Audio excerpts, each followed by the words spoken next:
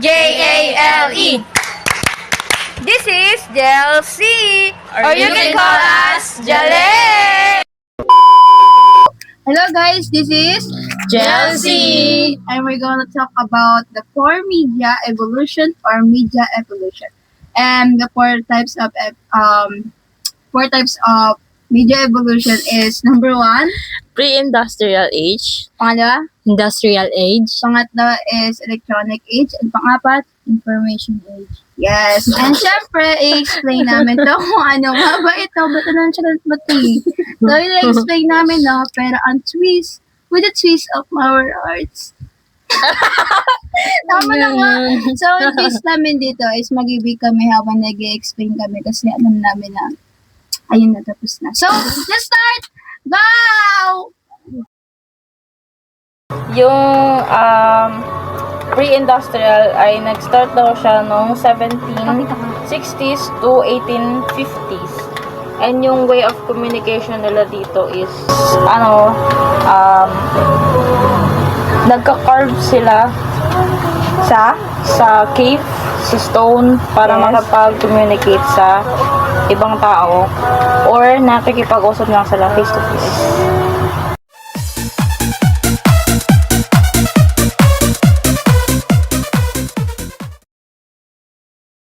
Okay, so, Structured ka na naman kay Gina. dito naman ang way of communication nila is, pwedeng, makipag-usap lang. Nag-uusap lang sila talking or ganyan. Then, Scoop out, Rob. para naman ay nagpapadala sila through, message. Message. In paper. Dito sa industrial age, dito na yung may mga machine and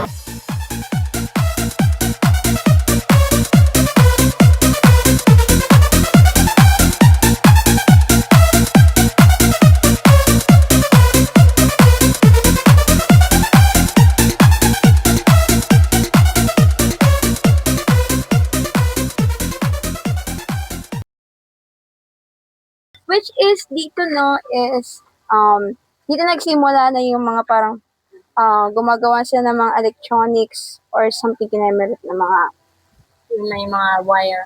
yes, wire or mga basta electronic katulad ng mga phones, radio, and of course May phone na ba computer. nun? Oo, parang phone na siya na telephone.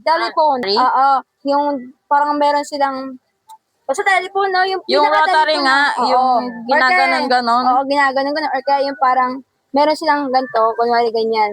Tapos may phone dito, tapos Can you call me back? yeah, ganon. So, no, yung doon siya doon na siya sa electronic age na yun. Doon na magkakaroon ng computer and yung mga phone. Next,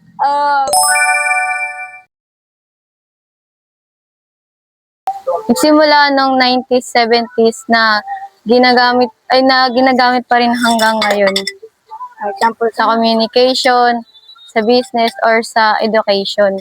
Example nito yun sa internet, World Wide email, mobile phones, and computers, and digital media, books, and podcasts. para That's din all. nagsimula yung mga social media. So guys, ito na, tapos na kami gumawa. I mean, ako lang pala kasi ako lang yung naka-apron. Talaga? Joke lang. So, ito na yung finished product namin.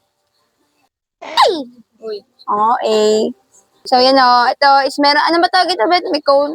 Yung feeling dapat na ilagay namin dito is hindi siya malagay kasi nga malusaw. Tapos, ang ginawa namin is ginawa namin siyang toppings.